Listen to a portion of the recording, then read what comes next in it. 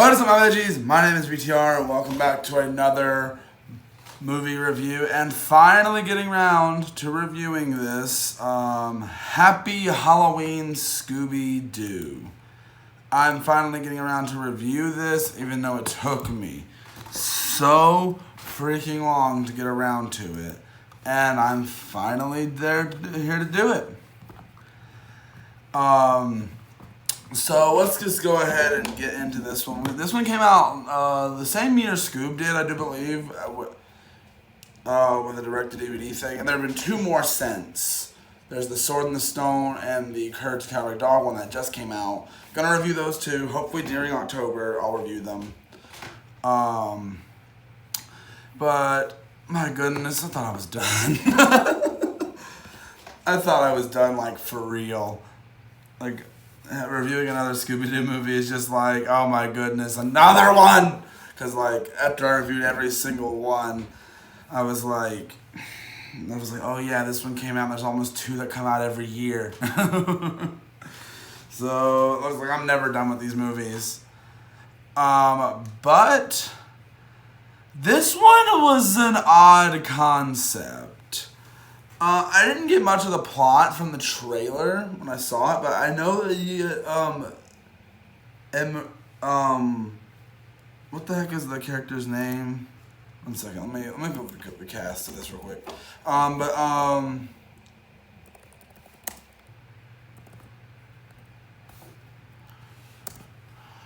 The weird thing is, like, it's an odd crossover. Like, we had literally, Bill Nye is literally in this. I don't know why. And freaking,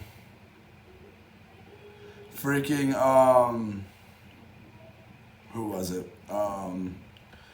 Scarecrow from Batman is in this. And then freaking, what was her name?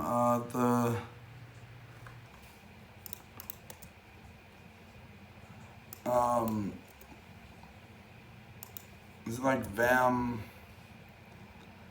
like Vampira or something like that, or Empira? Elvira, that's her name. That's the reason why I was looking things up. And she's in this too, which isn't out of place for a Scooby-Doo.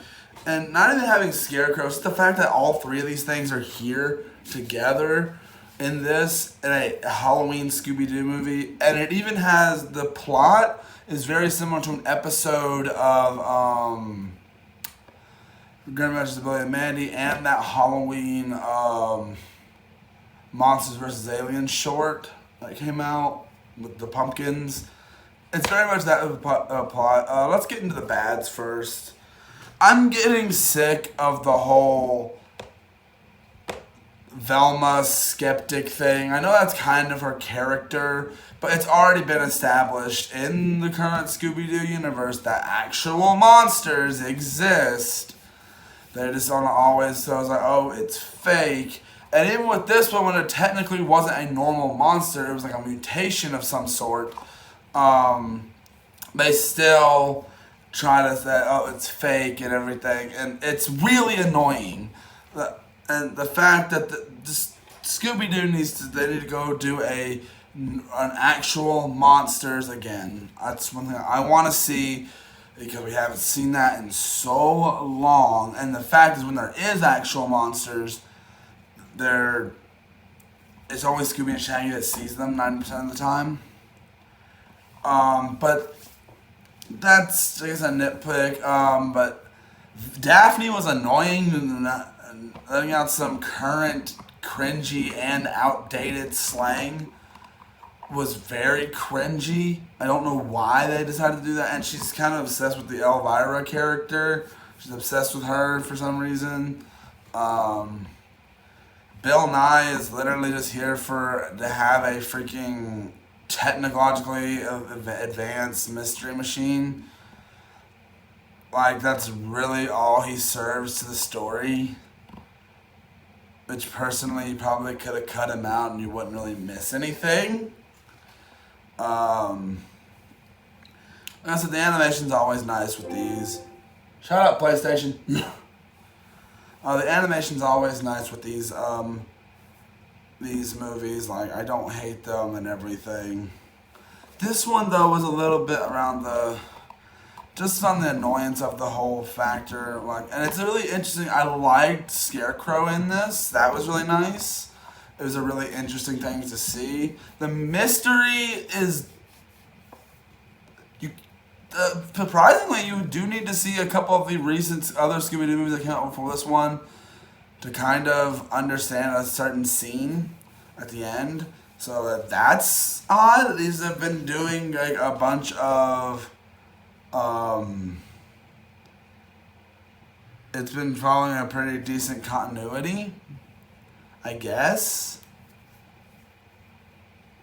Like, I don't know why though. But Scooby-Doo is not a stranger to these strange crossovers. And I feel like this one's done fine.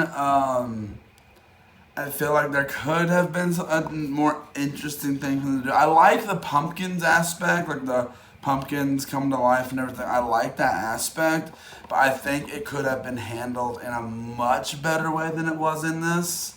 Like, legitimately, just something I think could have been handled in a much better way. Fred, it's basically all he cares about is the Mystery Machine. Again, which has been the same thing for these last few movies. It's like that's all that comes across his mind is the Mystery Machine mostly, which Scooby and Shaggy is, once again, probably the best part to watch. Even though you don't get much of them in this one. Like, there's good scenes, like, it feels like they're not that much there of them. Especially of Scooby for some reason. I don't know. It just feels a little weird. And it's kind of jumbled. A lot happens at once, and like, there's a really cool scene at the end where they're like fighting off all the pumpkins, and it's like, yeah, that color was red. If those pumpkin guts were red, this would have a whole different rating. So technically, if you want to argue, this is technically the goriest Scooby-Doo movie with the freaking pumpkin guts. Which I want to see someone take that scene and color it red, like recolor it red. That'd be so cool. It's just interesting what this film does. And it's just interesting, I guess. I don't know. After Scoob, I feel like this is fine. I'm not a big fan of the mystery. See, some of these Scooby movies have been really good at the mystery aspect. But some of these are like, this is just a cheap little thing for kids. We don't care. I'm like, but come on, we want to see more. We don't just want to see just like a generic mystery. Because some people watch these that are still current Scooby-Doo fans like myself. And I've decided to review them all. But I think it was alright. There was nothing offensive about it. I